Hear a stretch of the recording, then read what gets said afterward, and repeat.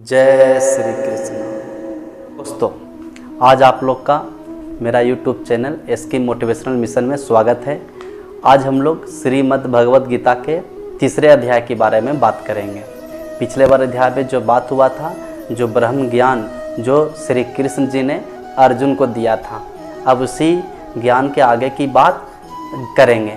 तो तीसरे अध्याय में अपने ये भगवान श्री कृष्ण की ब्रह्मांड ज्ञान की बात सुन अर्जुन ने पूछा, हे प्रभु, यदि आपने कर्मों की अपेक्षा ज्ञान को श्रेष्ठ माना है तो आप मुझे इस भयंकर कर्म में क्यों लगाते हैं? मुझे तो ऐसी बात बताइए जिससे मेरा कल्याण हो जाए। निष्पाप अर्जुन, इस लोक में दो प्रकार की निष्ठा मैंने पहले कही है, ज्ञानियों के ज्ञान भोग से और भोगियों के निष्काम कर्म योग से। किंतु किसी भी मार्ग के अनुसार कर्म को अपना स्वरूप त्याग देने की आवश्यकता नहीं है।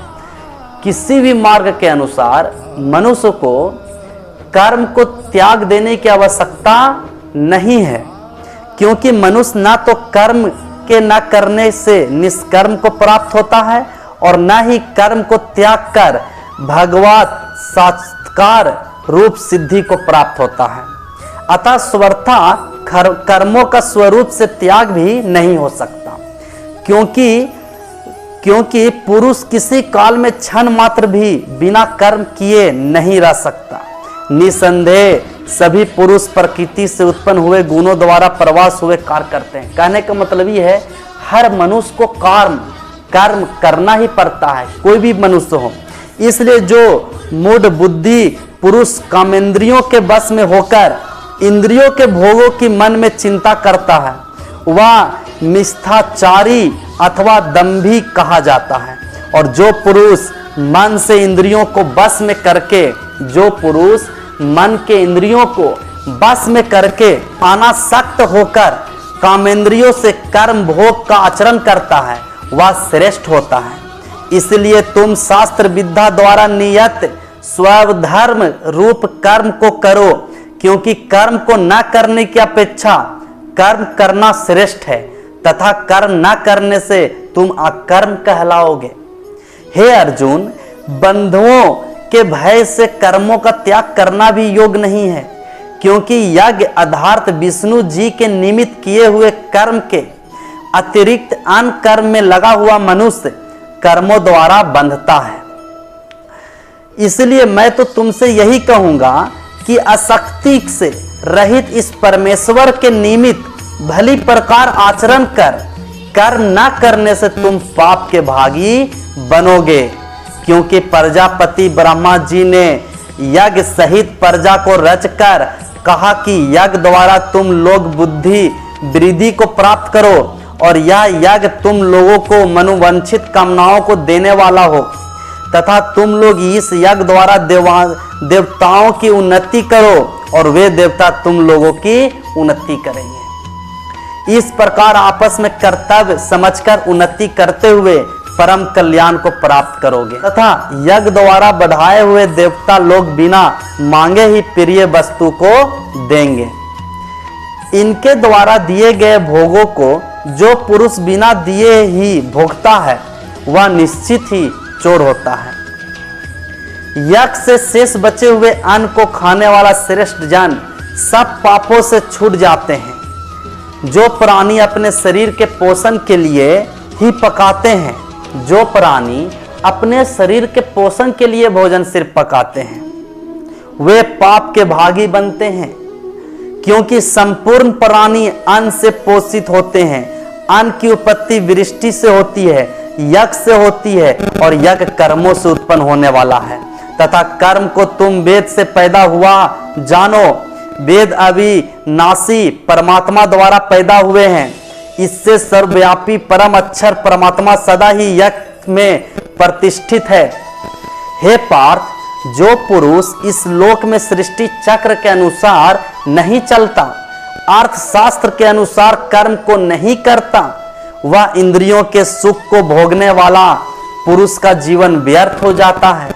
जो मनुष्य आत्मा से ही प्रीति रखने वाला, आत्मा में भगवान के दर्शन करने वाला और आत्मा से संतुष्ट रहने वाला होता है, उसके लिए कोई कर्तव्य नहीं है, क्योंकि उसका संपूर्ण भूतों में से कुछ भी स्वार्थ का संबंध नहीं रहता, और तो भी उसके द्वारा केवल हित के कर्म किए जाते हैं। इसलिए तुम अनासक्त होकर निरंतर कर्तव्य कर्म की अच्छी प्रकार के आचरण करो, क्योंकि अनासक्त कर्म करता हुआ मनुष्य परमात्मा को प्राप्त होता है। श्रेष्ठ पुरुष जो भी उच्चारण करते हैं, अन्य पुरुष उसी का अनुसरण करते हैं।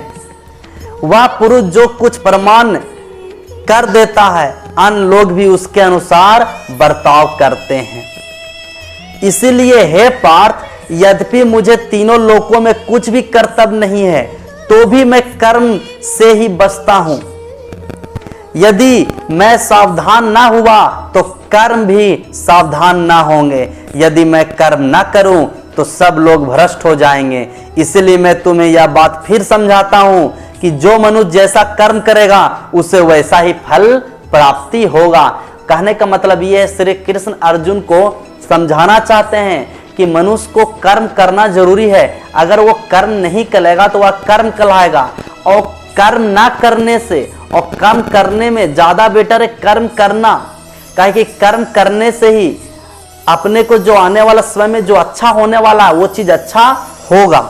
ज्ञानी पुरुष को चाहिए कि अज्ञानियों के लिए कोई श्रद्धा मन में न रखे, किंतु स्वयं परमात्मा के स्वरूप में स्थिर होकर सब कर्मों को अच्छी तरह करते हुए उनसे भी वैसे ही करवाए। हे अर्जुन, वास्तव में संपूर्ण कर्म प्राकृतिक किए हुए हैं, तो भी अहंकार से मोहित हुए अतः अंतःकरण वाला मनुष्य मैं करता हूं ऐसा मान लेता है। कहने का मतलब यह है, श्री कृष्ण जी अर्जुन को समझाते हैं कि दुनिया में बहुत से मनुष्य जो है कर्म करता है तो सोचता मैं ही करता हूं, मैं ही सब चीज करने वाला हूं। ऐसा करता कोई नहीं है, सब विधाता सब भगवान ही उसको करता है। जो चीज तुम कर रहे हो वो तुम्हारा एक प्रारब्ध है कि इस अनुसार तुम कर रहे हो, तुम नहीं कर रहे हो उसको तो ऊपर वाला विधाता ही करता है। लोग ऐसे बहुत से मनुष्य दुनिया में मान लेते हैं कि करता मैं ही हूं, ऐसा मान लेता है, परंतु ये महाबाहो गुण तथा कर्म के तत्व को जानने वाला ज्ञानी पुरुष संपूर्ण गुणों में बसते हैं, ऐसा मानकर आसक्त नहीं होता है। प्रकृति के गुणों से भरे पुरुष गुण और कर्मों से आसक्त होते हैं। उन मूर्खों और अज्ञानू लोगों से भली भांति समझने वाले पुरुष दूर ही रहें। इसीलिए हे अर्जुन, श्री कृष्ण कहते हैं, हे अर्जुन, तुम ध्यान पूर्वक सच्चे कर्म कर्पों को मुझ पे समर्पण करके सब कुछ भूलकर युद्ध करो। यह बात याद रखो, जो भी प्राणी मुझ पर विश्वास करते हैं उन्हें किसी बात की चिंता नहीं करनी चाहिए। उनकी आत्मा का डर सदा के लिए समाप्त हो जाता है। जो लोग अज्ञानी हैं वही डरते हैं। जो अज्ञान है, जिसको बुद्धि, जिसको जानकारी नहीं है, वही उसी मनुष्य को डर लगता है। हर प्राणी अपने मनोवृत्ति के अनुसार ही कर्म करता है। जैसे ज्ञानी अपनी मनोवृत्ति के अनुसार कार्य करता है, ऐसे में किसी का जिद क्या काम करेगी। इसीलिए मनुष्य को चाहिए कि वह इंद्रियों के बस में ना रहे, अर्थात इंद्रियों के भोग में जो राग और दोष हैं उन दोषों के बस में न हो, क्योंकि ये दोनों ही उसके कल्याण मार्ग में शत्रु हैं। इन दोनों को ही जीत कर धर्म का पालन करें। कहने का मतलब श्री कृष्ण जी कहते हैं अर्जुन से, तुम ये अपने इंद्रियों पे काबू करो, इंद्रियों के बस में नहीं रहो कि ये चीज ऐसे करेंगे, ये चीज अच्छा होगा, इस चीज का स्वाद अच्छा, ये चीज देखने से अच्छा लगता है, इसके बस में मत रहो। तुम इसको अपने बस में करो और धर्म पूर्वक फिर कर्तव्य करो। धर्म के लिए मरना भी कल्याणकारी होता है। अर्जुन ने श्री कृष्ण की मधुर वाणी को सुनकर पूछा कि हे भगवान, फिर यह मनुष्य ना चाहते हुए भी पाप क्यों करता है? तो श्री कृष्ण भगवान जी अर्जुन से बोले, हे अर्जुन, हे पार्थ, रजोगुण से उत्पन्न हुआ यह काम ही क्रोध है। यह बड़ा पापी है। इसीलिए तुम इसे अपना शत्रु मानो। जैसे धुएं से आग और धूल से दर्पण ढक जाता है, वैसे ही उस काम क्रोध से ज्ञान ढक जाता है। इंद्रियों मन और बुद्धि को अशुद्ध करती है। इंद्रियां मन और बुद्धि को अशुद्ध करती है। मनुष्य तो अपने काम जाल में फंसकर उनका शत्रु बन जाता है। इसलिए हे पार्थ, पहले तुम इंद्रियों को अपने बस में करो, ज्ञान के इस सबसे बड़े शत्रु को मार डालो। अपने आप पर विश्वास रखो, यह मत कहना कि मैं इन पर विजय नहीं पा सकता। यह तुम्हारी भूल है। तुम्हें अपने अंदर आत्मा शक्ति पैदा करनी होगी। इन इंद्रियों से आगे मन और बुद्धि से भी अत्यंत परे परमात्मा है। श्री कृष्ण भगवान जी कहते हैं कि तुम अपने इंद्रियों को अपने बस में करो। इस इंद्रियों को बस में करने से तुम्हें अपने मन और बुद्धि पे बस में होगा। का इससे बहुत परे बहुत दूर ही अंतरात्मा या आत्मा है। तो सबसे पहले इस इंद्रियों को अपने बस में करो। और ये तुम्हारी भूल है कि तुम इंद्रियों को बस में नहीं कर सकते हो। तुम्हें अपने अंदर आत्मा शक्ति पैदा करना है।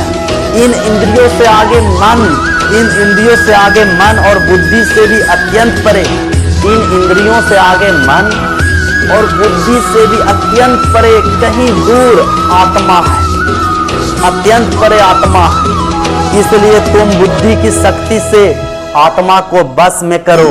अपनी शक्ति को समझो और शत्रु को यम रूपी उससे मार डालो। श्री कृष्ण भगवान जी कहते हैं अर्जुन से, हे पार्थ, तुम अपने इंद्रियों को अपने बस में करो।